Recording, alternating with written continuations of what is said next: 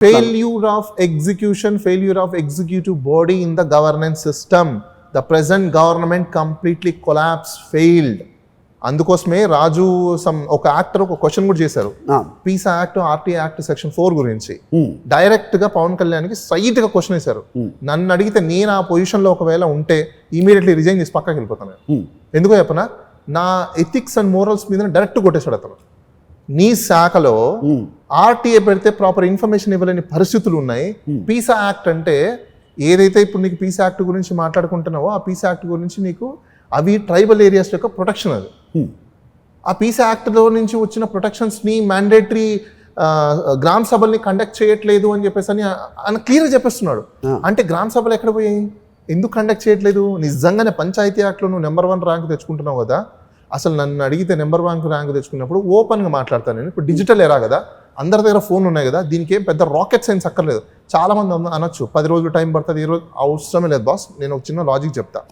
మీ ఫోన్లు తీసుకోండి, పంచాయతీ సెక్రటరీలకి వాళ్ళ బుక్లు ఉన్నాయి కదా, మీరు నిజంగానే గ్రామ సభలు కండక్ట్ చేశారు కదా, క్యామ్ స్కానర్లో స్క్రీన్ షాట్ తీసి నియోజకవర్గాన్ని ఒక ఫేస్బుక్ క్రియేట్ చేసి అందులో పెట్టండి. సింపుల్ కదా, పబ్లిక్ చూసుకుంటారా? ఇప్పుడు ఇంతకీ అది యాక్ట్ లో సంబంధించినట్టుగా మీరు చెప్పినట్టుగా ఆ తోటి నటుడు యూనో పవన్ కళ్యాణ్ ఫ్రెటర్నిటీ కదా, నటన కూడా.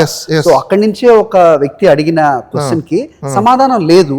సో ఈ రోజు మీకు సంబంధించిన శాఖలకు సంబంధించిన సమాచారం మీరు పెడుతున్నారా? పీస్ యాక్ట్ అవ్వచ్చు, ఆర్టీఐ కావచ్చు అని అడిగిన ప్రశ్నకి సమాధానం లేదు, వివరణ లేదు, ఏది లేదు. ఏమనుకోవాలి దీన్ని? ఇక్కడ బుల్డోజింగ్ మోనోపోలిజం అనేది నడుస్తుంది. బుల్డోజింగ్ ఒకటి, మోనోపోలిజం ఒకటి నడుస్తుంది. ఒకప్పుడు మనము ఈస్ట్ ఇండియా కంపెనీ మాత్రమే విన్నాం. ఆ ఈస్ట్ ఇండియా కంపెనీ ఏం చేస్తుందంటే బ్రిటిష్ వాళ్ళు ఇక్కడ రూలింగ్ చేసి ఇక్కడ క్యాపిటల్ రిసోర్సెస్ని మొత్తం గ్రాప్ చేసుకొని మనీ చేసుకొని వెళ్ళిపోవడం మనం చూసాం.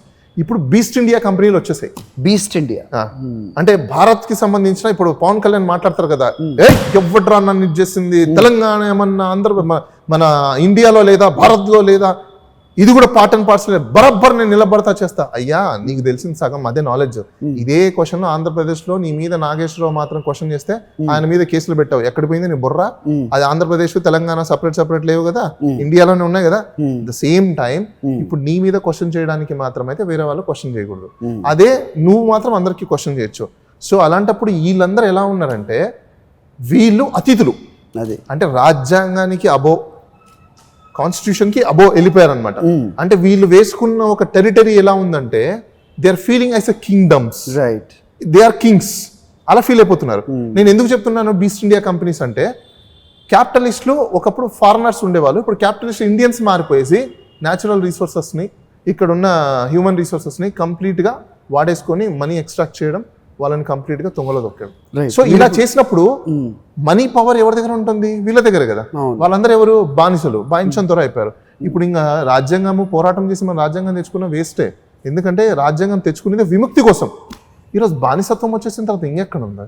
అంటే నీ పొలిటికల్ పార్టీలో, చిన్న ఎగ్జాంపుల్, నీ పొలిటికల్ పార్టీలోనే డిప్యూటీ చీఫ్ మినిస్టర్కి సంబంధించిన పొలిటికల్ పార్టీలోనే రీసెంట్గా ఆయన ఒక మీటింగ్ పెట్టేసి ఏదో అన్నాడు, పార్లమెంట్లో తల వంచుతాం, తల దించుతామని. నువ్వు మాట్లాడిన మాటలు నువ్వు మాట్లాడుకుంటున్నా, ఫస్ట్ నువ్వే చేయలేదు.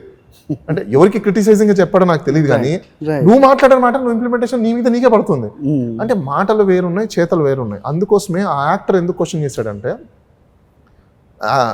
ఆర్టీ యాక్ట్ ప్రకారము గ్రామ పంచాయతీ గ్రామ సభలలో ఈవెన్ డాక్యుమెంట్ ఇవ్వకపోయినా మనం పర్సనల్ విజిట్ వెరిఫికేషన్ చేసుకోవచ్చు, 10 రూపాయలు కట్టి ఎవరైనా పోయి బుక్లు చూసుకోవచ్చు. అది కూడా లేదు. నేను ఈ వీడియో చూసిన తర్వాత పవన్ కళ్యాణ్ కానీ పవన్ కళ్యాణ్ పేషి వాళ్ళు కానీ సిగ్గు తెచ్చుకుని దయచేసి అది ఓపెన్ బుక్లో పెట్టండి. మీకేం పెద్ద రాకెట్ సైన్స్ అక్కర్లేదు, చాలా సింపుల్ సొల్యూషన్ చెప్పాను కదా. ప్రతి గ్రామ సభలో గ్రామ పంచాయతీలో గ్రామ సర్పంచ్ ఉంటాడు కదా, ప్రతి ఒక్కరు స్మార్ట్ ఫోన్స్ ఉన్నాయి కదా, క్యామ్ స్కానర్ యాప్ కూడా డౌన్లోడ్ చేసుకోండి. క్యామ్ స్కానర్ డౌన్లోడ్ చేసుకొని జస్ట్ 1 month గ్రామ సభలు పెట్టండి, ఓ ఫేస్బుక్ క్రియేట్ చేయండి. రైట్ సార్, మీరు చాలా అంటే ఆన్లైన్ పెట్టేసి ప్రతి ఒక్కరు చూసుకుంటారు. ఎవ్రీ మంత్ గ్రామ సభ